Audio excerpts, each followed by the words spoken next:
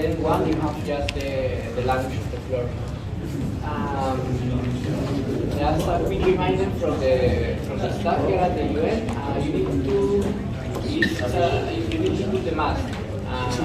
Normally, if you have masks, here the people we don't need the masks, but normally the UN is requesting that people use masks in the conference, just to remind you.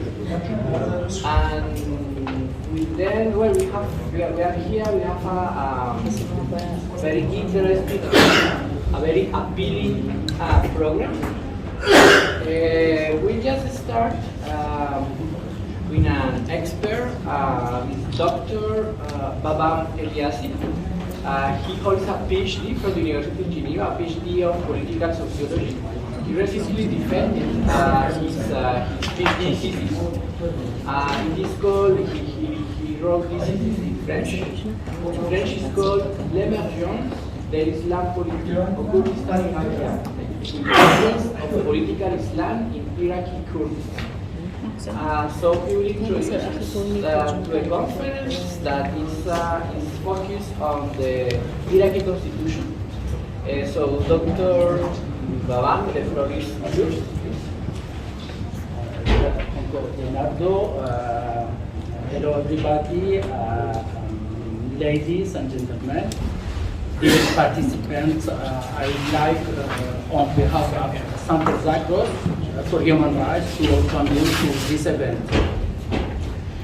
Historically, Mesopotamia, Iraq is regarded as one of the first civilized centers in the world. For decades in Iraq, minorities have been undermined by subsequent governments and their basic rights have been violated.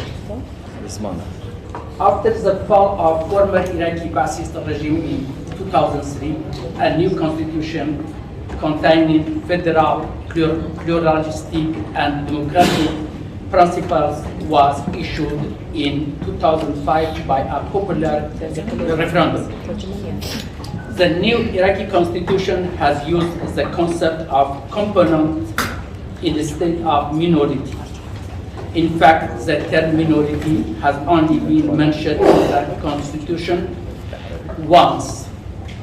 Iraqi Constitution 2005, Article 125, explicitly calls for the protection of minorities and fulfillment of their rights in various sectors. The article prescribes that this constitution shall guarantee the administrative, political, cultural, and educational rights of the various nationalities such as Turkmen, Chaldean, Assyrian, etc., and all other constituents, and this shall be regulated by law. The preamble of this Constitution 2005 reflects the long history of Iraqi society, respects human rights and fundamental freedoms, and promotes democracy as well as preserving all Iraqi demographic components without any discrimination. On the other part, after the Daesh attacks or ISIL against minorities in 2014, and with a view to protect this group from further discriminative attacks, Parliament of Kurdistan region of Iraq on 2015 passed a law of protecting the rights of components in Kurdistan.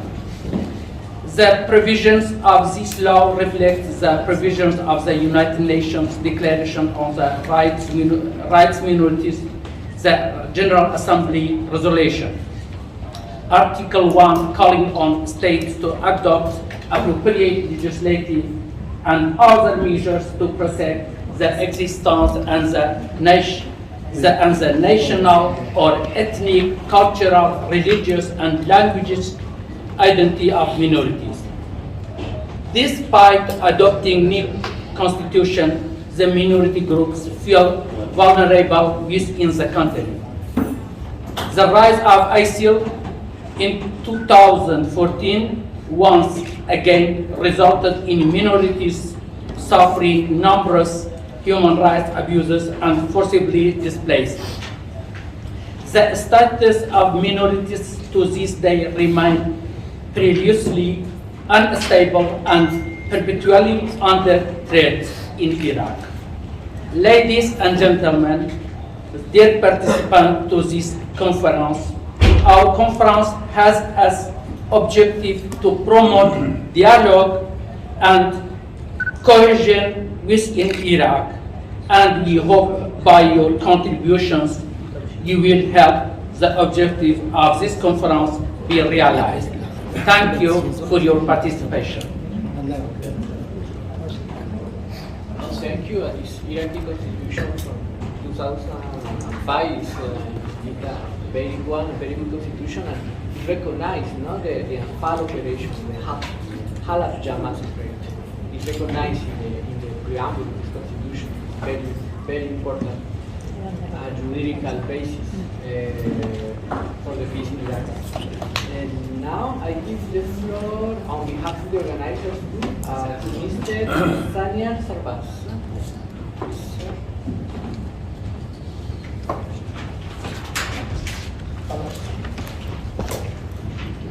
A very special welcome to our special guests, Mr. Jafar Haqi, Chairman of the Kurdistan Regional Government Advisory Council, and Mr. Nozad, Senior Advisor of the President of Kurdistan Regional Iraq. This conference is taking place at a very particularly important time, as the respect and applicability of the Iraqi Constitution are flouted more than ever. Indeed, the Iraqi people were particularly optimistic and full of hope when the new constitution was voted in 2005.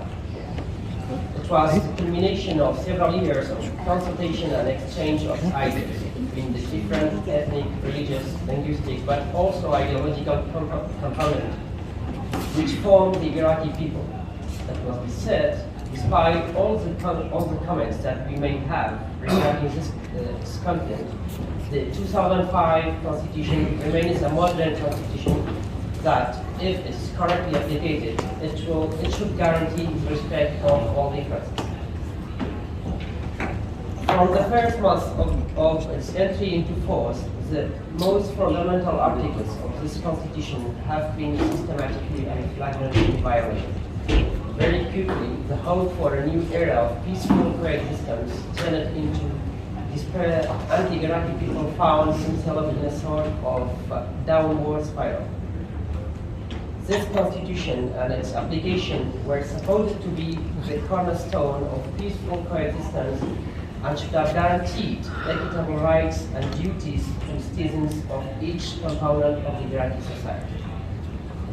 The most flagrant violation is undoubtedly that of an emblematic article of coexistence, Article 140 of the Constitution relating to the disputed areas.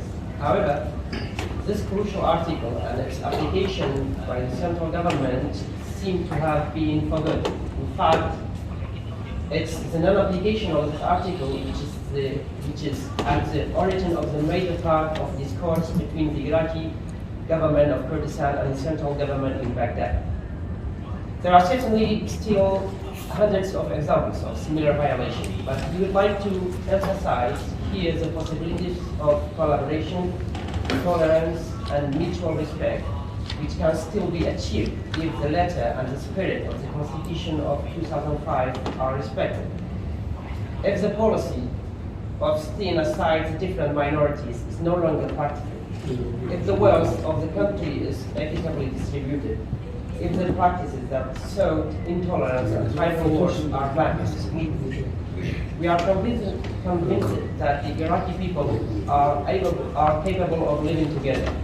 It's now a matter of convincing the politicians, and it's precisely to achieve this goal that the Geneva Institute for Coexistence and Rising Star of Thank you.